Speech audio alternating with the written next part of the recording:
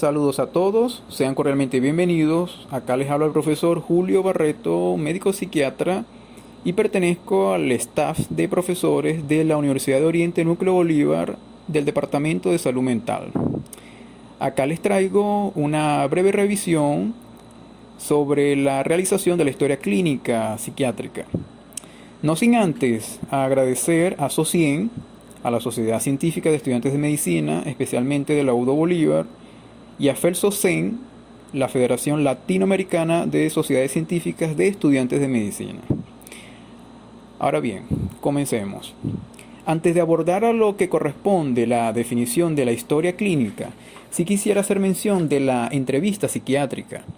No es más que el principal instrumento del cual disponemos nosotros los médicos para conocer a nuestros pacientes, sus debilidades, dificultades, la naturaleza de su problema, sus trastornos, bien sean médicos o psiquiátricos, y sus relaciones de cualquier orden, desde una perspectiva ya bien sea histórica.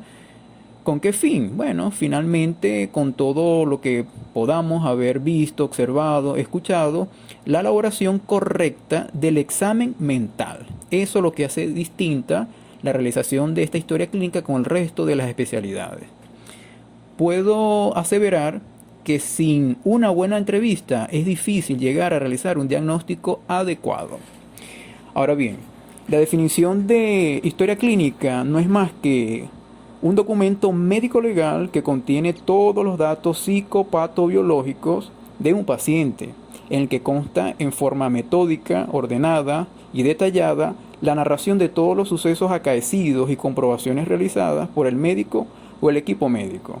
Esta definición yo la extraje de la página de la Organización Mundial de la Salud. La pueden revisar cuando ustedes deseen.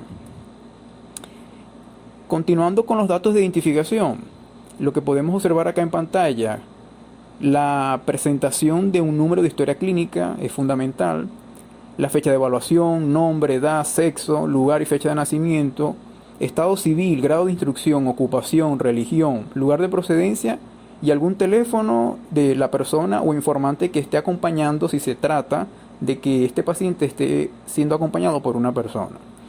Voy a hacer mención en algunos apartados que pudieran ser bastante relevantes e importantes. El nombre de la persona, si no se trata de llevar esto a una exposición de un caso clínico, en el caso clínico deben de colocarse las iniciales para proteger la identidad de esta persona, tanto de los nombres como de los apellidos. Pero en la historia clínica como tal deben de presentarse los dos nombres con los dos apellidos. Puede suceder el caso de que hay algunos masculinos que tienen en alguna de sus dos nombres un nombre de mujer, por lo menos José del Valle.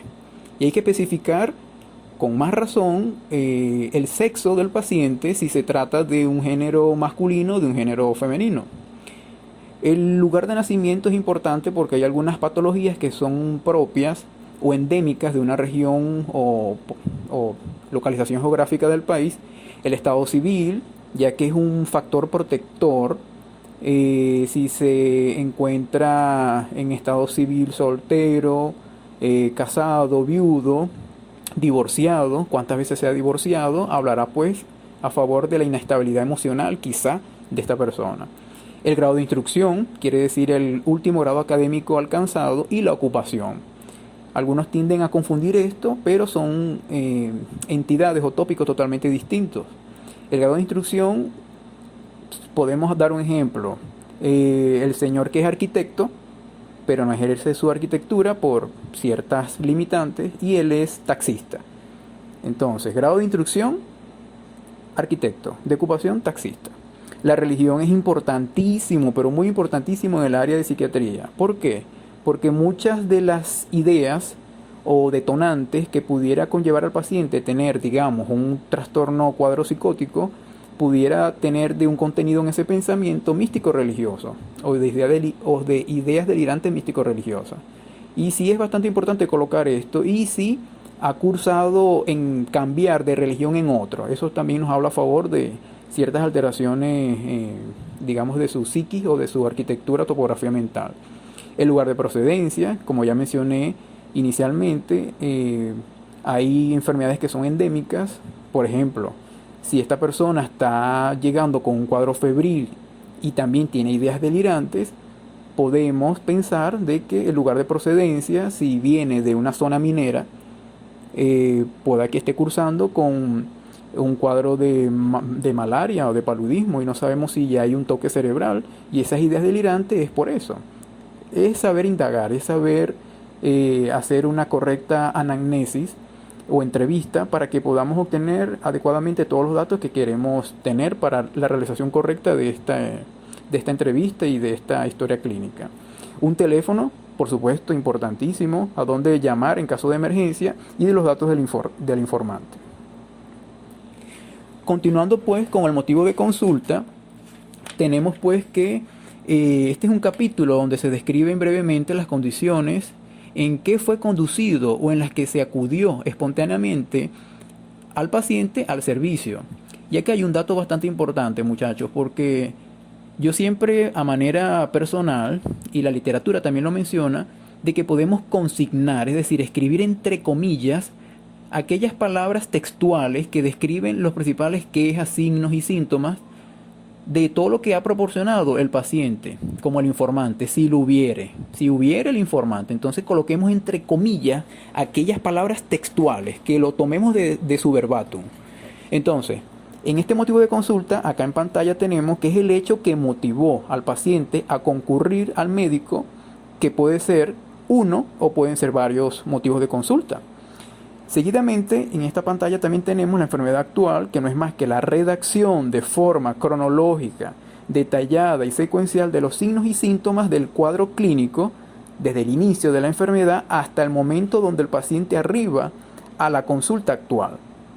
En otras palabras, es redactar los síntomas y signos incluidos en el motivo de consulta. Es decir, todo lo que se colocó en el motivo de consulta tenemos que tratar de desarrollarlo en la enfermedad actual.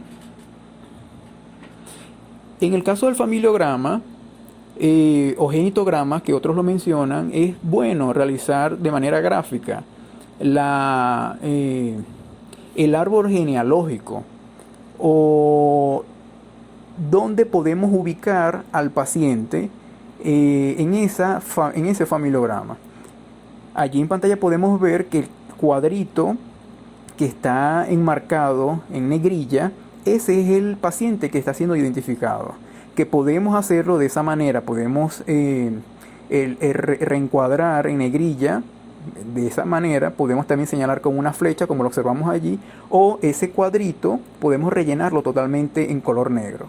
Esto es para saber todos los ascendentes, es decir, todas las generaciones previas antes del nacimiento de este paciente de nosotros y las descendencias, es decir, hijos de este paciente si existiere. En este caso, este paciente no tiene hijos, no está señalado. Recordemos pues un poco que los círculos o los óvalos pertenecen al género o sexo femenino y a los cuadritos al género o sexo masculino. Lo que está bordeado en círculo es el ambiente familiar o la dinámica con el cual convive este paciente. Aquí podemos nosotros ubicar fácilmente si hay divorcios, muchos divorcios en la familia, si hay rupturas, si la cantidad de hijos que tiene el paciente o los padres de este paciente. Entonces en el familiograma podemos de manera visual observar de qué manera funciona correcta o incorrectamente esta dinámica familiar. En este mismo apartado tenemos la dinámica familiar, que no es más que una historia familiar, donde va a suponer la descripción detallada de los miembros de su familia nuclear, padres y hermanos, con sus nombres, edad, ocupación, estado civil y relaciones con el paciente. Los antecedentes patológicos de importancia en algunos de ellos deben resaltarse en esta dinámica familiar. Y también si una persona o no familiar reside habitualmente con el paciente o lo ha hecho por largo tiempo, también debe de describirse, es decir, familiares y no familiares presentes en la dinámica familiar. También podemos hablar pues en esta dinámica familiar la descripción de forma muy puntualizada sobre las características de la familia. relaciones familiares funcionales o disfuncionales, que nosotros los psiquiatras lo utilizamos mucho. En la armonía, la parte económica, del sustento monetario, quien lleva, digamos que las riendas o quien mantiene la familia, la estabilidad económica, la parte religiosa, entre otros. Y también podemos hablar acá, en esta dinámica familiar, sobre los servicios básicos, pudiéramos mencionar también, y cómo es el espacio en cuanto a estructura, el techo, los pisos, las habitaciones, la parte sanitaria, los servicios domésticos en el cual ellos se desenvuelven. Eso sería bastante prudente que podamos desarrollar en esta dinámica familiar. Seguidamente, en la siguiente lámina, tenemos los antecedentes personales, los fisiológicos y de desarrollo, prenatales, si el embarazo fue o no deseado, si fue controlado, planificado, si hubo infecciones durante la gestación, si esta madre deseó en algún momento expulsar o abortar a este paciente, si hubo traumatismo durante el embarazo, si el nacimiento fue eutóxico o distóxico, si fue natural, si fue por cesárea segmentaria, si fue hospitalario o extrahospitalario, si este paciente lloró al nacer, alguna evidencia de sufrimiento fetal y si hubo hospitalización o fue llevado a retén patológico al momento de su nacimiento. Datos importantes como el peso al nacer también, que no está acá en pantalla, y la talla al nacer. El desarrollo psicomotor para nosotros, muchachos, es fundamental. El desarrollo psicomotor, tener en cuenta la mayoría de hitos del desarrollo y preguntar para saber si hubo retraso. Acá nosotros hablamos del rolado, de cuando el niño comienza a girarse, desde cúbito ventral a dorsal o viceversa, cuando vino la bipedestación, el caminar, la sedestación, hasta la dentición. Nosotros hablamos acá en el desarrollo psicomotor, la salida del primer diente, que por lo general oscila o está alrededor de los 6 meses. El control de esfínteres en este mismo desarrollo psicomotor, a qué edad abandonó los pañales, a qué edad dejó evacuarse, hacerse pipí, y sobre el lenguaje. Todo esto nos va a hablar a favor cómo será el desarrollo a futuro de esta persona en cuanto al desarrollo psicomotor. Y también observamos acá sobre las vacunas o las inmunizaciones. Acá en esta lámina, referente a los antecedentes personales o historia personal, se debe de incluir un recuento cronológico completo de la vida de este paciente con todos aquellos datos ilustrativos de la historia biosocial y del desarrollo de la personalidad, pues de acuerdo con las experiencias introspectivas y de los factores ambientales. Para ello podemos interrogar, hacer la anamnesis, bien sea al paciente o a los informantes suficientemente enterados sobre la vida de este paciente. Sobre cuáles, bueno, los patológicos, enfermedades anteriores, cirugías anteriores previas, accidentes y secuelas, de que ha sido hospitalizado, las alergias, alergias medicamentosas, alergias a algún alimento específicamente, los hábitos psicobiológicos. Para nosotros es importante y fundamental el consumo de OH, que es alcohol, tabaco, otras sustancias psicoactivas, uso de sustancias ilícitas, cannabis, entre ese tipo de sustancias. Los antecedentes familiares es fundamental, pero muy fundamental que indaguemos sobre la existencia de algunas conductas o ya diagnósticos en algún pariente dentro de esa familia sobre enfermedades pues psiquiátricas, trastorno de bipolaridad, trastorno psicótico, trastorno de ansiedad, síndrome de Down, espectro del autismo, discapacidad intelectual, el ahora llamado de esta manera el retraso mental, que ahora pasó a ser llamado discapacidad intelectual.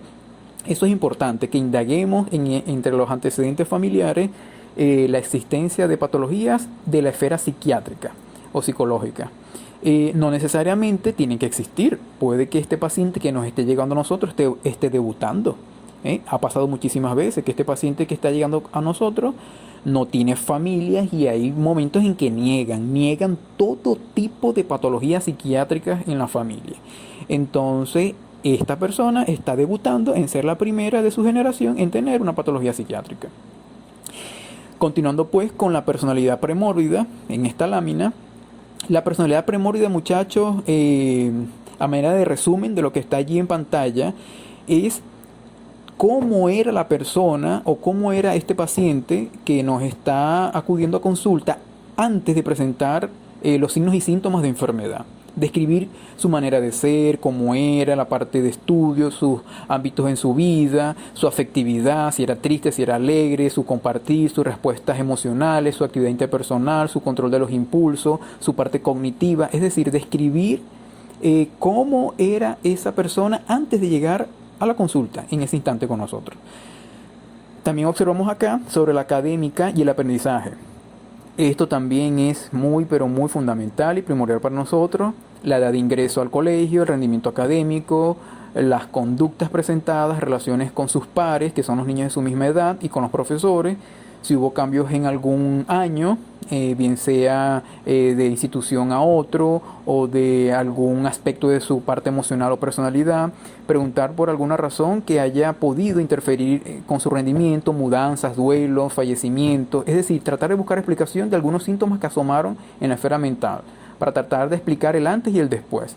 El nivel académico alcanzado máximo, el promedio de calificaciones, si hubo reprobaciones o no de cátedras, por qué era llamado la atención constantemente en la parte conductual este paciente, y si también los padres se hacían mención o llamados de atención hacia ellos, como las citaciones hacia los padres de algunas conductas disruptivas o disfuncionales dentro del área escolar. Continuando pues con la parte laboral y sexual y religión, podemos hacer mención en la parte laboral, bueno, cuándo comenzó a trabajar, de qué se trató su primer trabajo, su relación con sus compañeros, entre otros. La parte sexual, el inicio de sus relaciones sentimentales o sexuales, número de parejas. Es fundamental que preguntemos cuántas parejas ha tenido esta persona. Nos va a decir qué tan estable o inestable es esta persona, si es hipersexual, si tiene un cuadro de manía y hipomanía, si es bipolar, que tienden a caer en estos cuadros de alteraciones en su sexualidad. Si su primera relación sexual fue satisfactoria o no, si fue con o sin protección, descripción de las relaciones sentimentales, las razones de ruptura también, quién rompe siempre, si es esta persona o si son en ese momento sus compañeros o compañeras que le esté acompañando. La religión, bueno, ya lo hemos mencionado en la parte de los datos de identificación. Acá el examen físico y funcional, bueno, como todo examen físico y funcional podemos realizar, esto no es distinto a otras áreas, sin embargo esto lo va a realizar el abordaje de medicina interna. Ahora bien, hablemos referente al examen mental. Ok, acá podemos observar en esta pantalla que les estoy dejando, muchachos y población que me esté escuchando,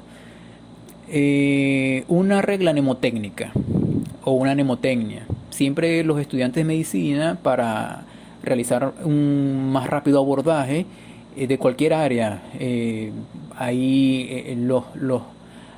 mnemotecnias para describir un cuadro de fiebre, hay mnemotecnias para describir un cuadro de dolor, o una cirugía. Y bueno, también el área de psiquiatría, también tenemos nuestra mnemotecnia para realizar correctamente el abordaje psiquiátrico. Entonces, no es más que el Capasay Mojay.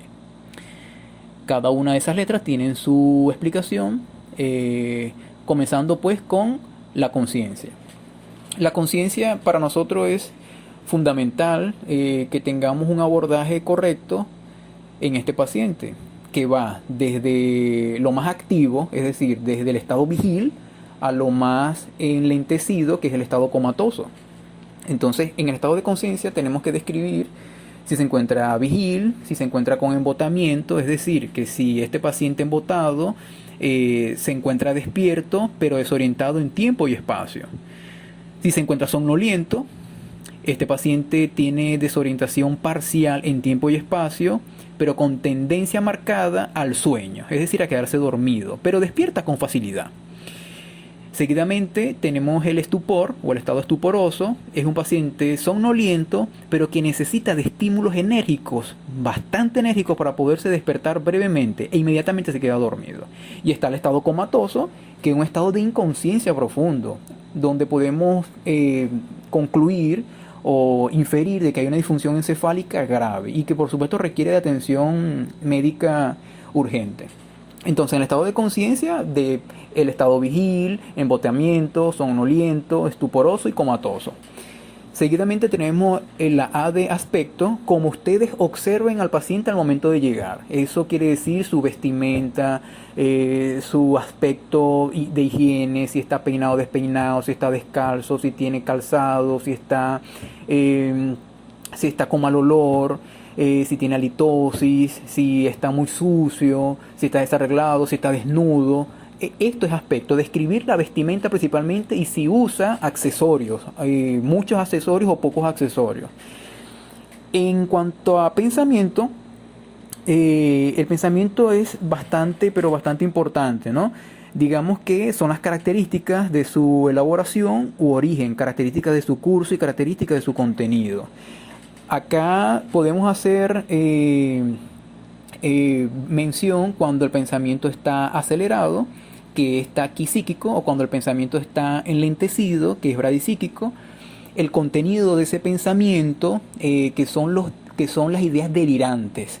Las ideas delirantes paranoides, de persecución, místico-religiosas, celotípicas, y todas esas series delirantes místico-religiosas, como ya le mencionaba inicialmente en esta ponencia, para que podamos hablar a favor de psicosis posiblemente, delirios. La actividad psicomotriz, en la actividad psicomotriz tenemos que describir es la motricidad de ese paciente. Si tiene mímicas, si él tiene ecopraxia. Ecopraxia no es más que, es decir, todo lo que haga el entrevistador o cualquier otra persona, este paciente lo repite. Si una persona movió el brazo, digamos, extremidad superior hacia arriba, el paciente inmediatamente lo repite, tal cual. O si el paciente tiene su máximo grado de agitación, que es la agitación psicomotriz. Este es el grado máximo de actividad psicomotriz, es la agitación psicomotriz. O si está inquieto, o si está con intranquilidad, todo en cuanto a la motricidad tenemos que describirlo en esta A de actividad psicomotriz. En la sensopercepción no es más que la presencia de o la percepción de alucinaciones, pseudoalucinaciones o ilusiones. Acá siempre los muchachos tienden a confundir estos términos. Siempre, de verdad. Siempre se los recalco muchísimo en clase. Lo que es una alucinación y de lo que es ilusión. Entonces, la alucinación es la percepción sin objeto real. Ese objeto real no existe. Hay una falsificación. Y esto es lo que nosotros asociamos con ideas delirantes. La alucinación. Repito, en la alucinación no existe objeto real. Es una percepción sin objeto. En cambio, en la ilusión, el objeto real existe, pero hay una distorsión o una mala interpretación de lo que se está observando. Como ilusión, nosotros podemos dar ejemplo de las pareidoilias.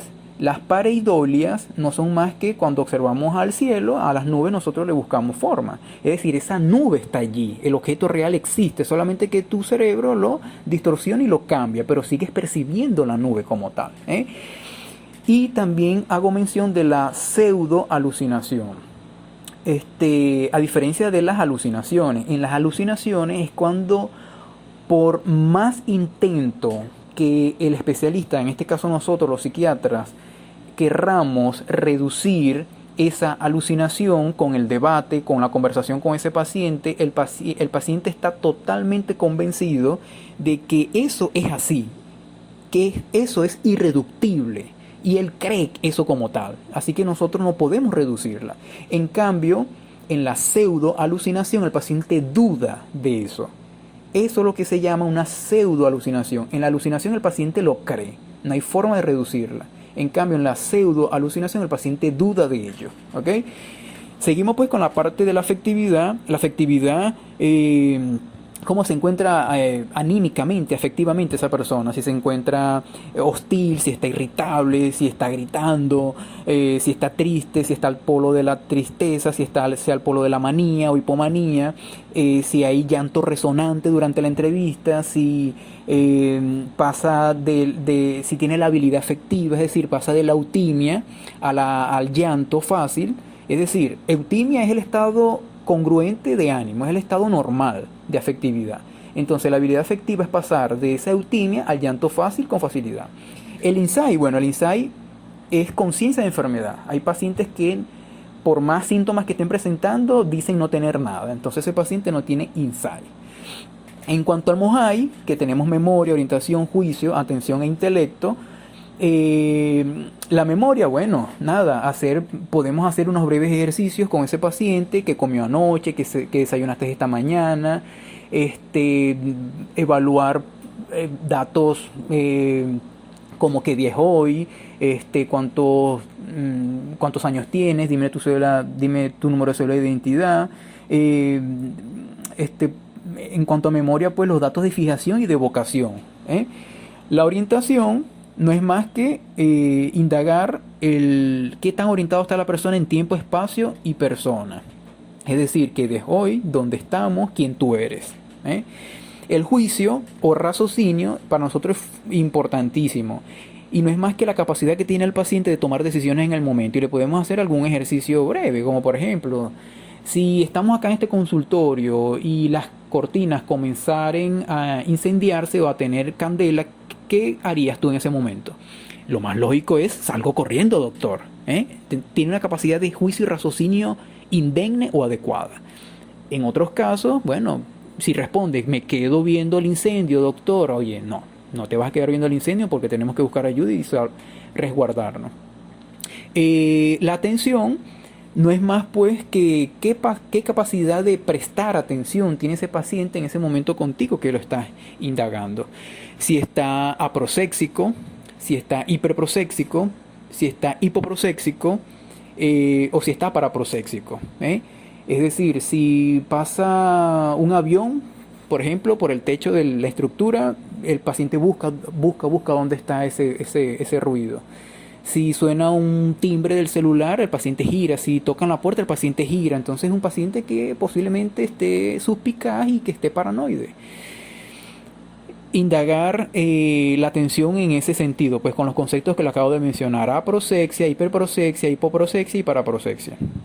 Y el intelecto, bueno, el intelecto es fundamental indagar la parte de la inteligencia con exámenes muy breves. Por lo menos algunos refranes o refranes muy comunes de nuestro país, de nuestra comunidad. Tratar de nosotros damos inicio al refrán y el paciente que lo culmine. Y después que el paciente lo culmine, si lo logra culminar, ¿qué entiende ese paciente de ese refrán?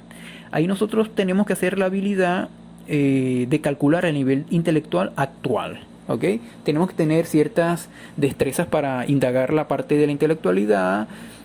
Podemos preguntar algo de matemáticas, podemos preguntar algo de historia, podemos preguntar algo sobre fechas importantes para nuestro país y cosas así. Indagar brevemente la intelectualidad. Algo que no se los coloqué acá, muchachos, en el Capacay MOHAI, que espero que no se les olvide, es la parte del lenguaje. ¿Okay?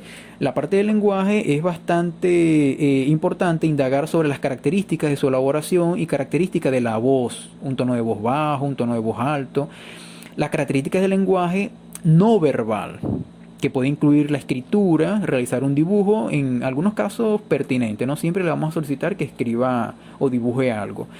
Se menciona pues que el lenguaje es la manera que conecta con el pensamiento, ¿ok?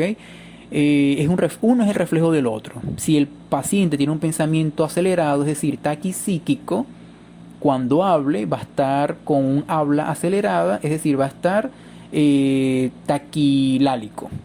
En cambio, si ese paciente tiene un pensamiento enlentecido o bradisíquico, ese paciente en su lenguaje va a estar bradilálico. ¿Okay? No se los coloqué la L, pero a manera de mención para que no lo olviden. Seguidamente en esta lámina tenemos datos importantes adicionales como la actitud hacia la familia que tiene ese paciente, cómo te la llevas con ellos, el autoestima, qué sientes por ti mismo, te agrada cómo eres, cómo es tu relación con amigos y compañeros y la fantasía y planes que tiene para el futuro este paciente, cómo se visualiza dentro de 5 años, cómo se visualiza dentro de 10 años, en qué se quiere graduar. Y a continuación, la forma como se deben de especificar los diagnósticos en el área de psiquiatría. En esta lámina podemos observar el DSM-4. No es más que el manual diagnóstico y estadístico de los trastornos mentales, que es avalado y llevado a cabo por la APA, que es la Asociación Americana Psiquiátrica. Es decir, el DSM-4 es avalado por la Sociedad Anglosajona de los Estados Unidos. El DSM-4 tiene un uso desde el año 1952 y en la actualidad ya ha pasado desde ese año que fue lanzado el DSM-1. En la actualidad ya contamos con el DSM-5. El DSM-5 está siendo llevado a cabo su uso desde el 17 de mayo del año 2013. Él recibió unos cambios, el DSM-5. Como podemos observar acá en pantalla, el DSM-4 tiene 5 ejes. El DSM-5 se eliminaron los ejes, ya no existen los ejes, se maneja un solo eje. Entonces, a manera didáctica y con fines académicos y de manejar con más comodidad los diagnósticos, seguimos trabajando con el DSM-4. Como podemos observar, está el eje 1, en el cual se codifican los trastornos clínicos y todas aquellas entidades que pueden ser objeto de atención médica psiquiátrica. En el eje 2 se codifican los trastornos de la personalidad en cualquiera de sus 3 clústeres. El clúster A, que son los sujetos extraños o excéntricos, donde incluyen los paranoides, los esquizoides y los esquizotípicos. El clúster B, que son personas teatrales o impulsivas, donde incluyen los histriónicos, los narcisistas, los antisociales y el borderline o límite de la personalidad. Y en el clúster C se encuentran los ansiosos y los temerosos, que son los pacientes evitativos, los dependientes y los pacientes con trastorno de personalidad obsesivo-compulsivo.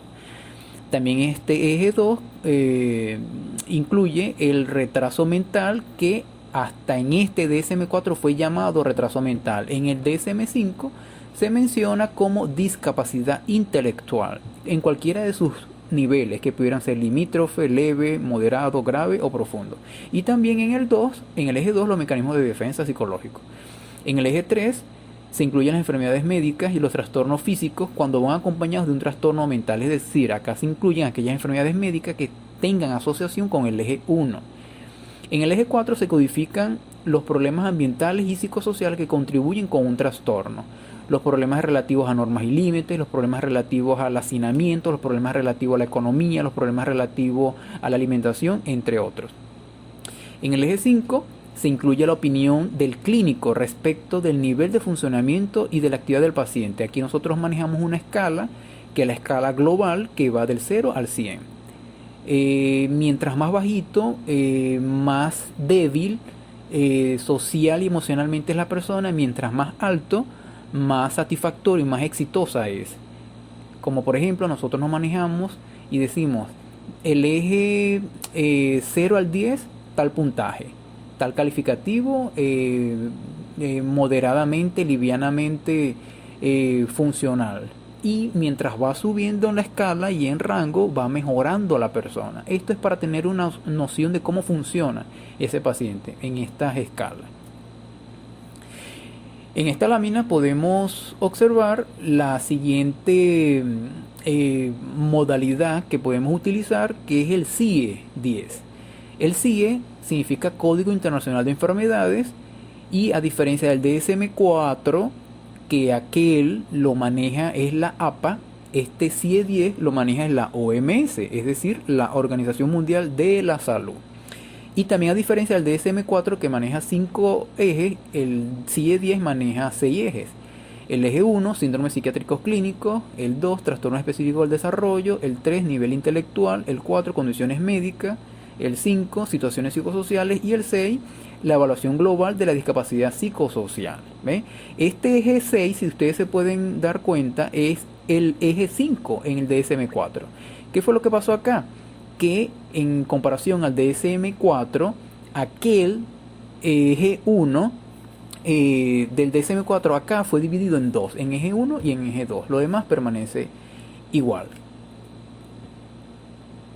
Por todo lo antes expuesto, no resta más sino despedirme con esta preciosa imagen de norte a sur y este a oeste en nuestro país. Nos vemos pronto.